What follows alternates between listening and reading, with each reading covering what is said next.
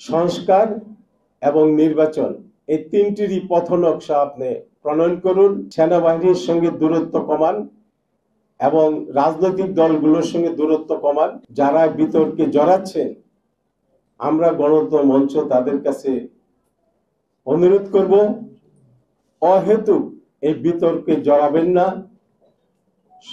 প্রধান উপদেষ্টাকে বলবো, সবার সঙ্গে আলাপ আলোচনা করে আপনি একটি সুষ্ঠু, আমরা আজকে এখানে জুনায়েদ সাকি দিয়েছেন, আমরা গণতন্ত্র মঞ্চ একমত হয়েছি, বিচার, সংস্কার এবং নির্বাচন এই তিনটিরই পথ নকশা আপনি প্রণয়ন করুন, জাতির সামনে নিয়ে আসুন এবং নির্বাচনের সুষ্ঠু নির্বাচনের ব্যবস্থা করুন। আমরা সেটা মনে করি, কোনো সংঘাতের দিকে দেশ যাতে না যায় সেটা আমাদেরকে খেয়াল রাখতে হবে। আমরা সংঘাত চাই না, বারবার এই দেশে যেন আর কোনো প্রাণ না ঝরে।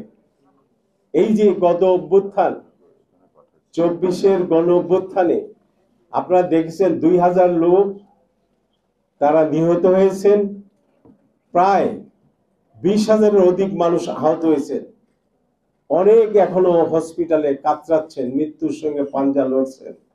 এই অবস্থায় যদি আরেকটা সংঘাতের মধ্যে আমরা যাই, আমাদের অবস্থানটা কি হবে তখন?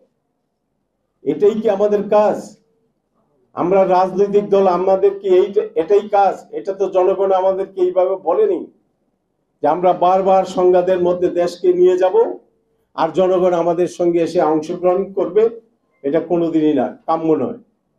তাই সবাইকে বলবো এবং সরকারকেও বলবো, আপনাকে আমরা বসিয়েছি, আপনি একটি সুষ্ঠু নির্বাচনের জন্য সবার সঙ্গে আলাপ আলোচনা করে আপনি একটি সুষ্ঠু নির্বাচনের ব্যবস্থা করুন। প্রশাসন, পুলিশ এবং সেনাবাহিনীর সঙ্গে যে দূরত্ব আমরা দেখতে পাচ্ছি, আবারও বলছি, এখানেই আমি একদিন আগে বলে গিয়েছিলাম, আবারও বলছি, সেনাবাহিনীর সঙ্গে দূরত্ব কমান এবং রাজনৈতিক দলগুলোর সঙ্গে দূরত্ব কমিয়ে একটি সুষ্ঠু নির্বাচনের ব্যবস্থা করুন।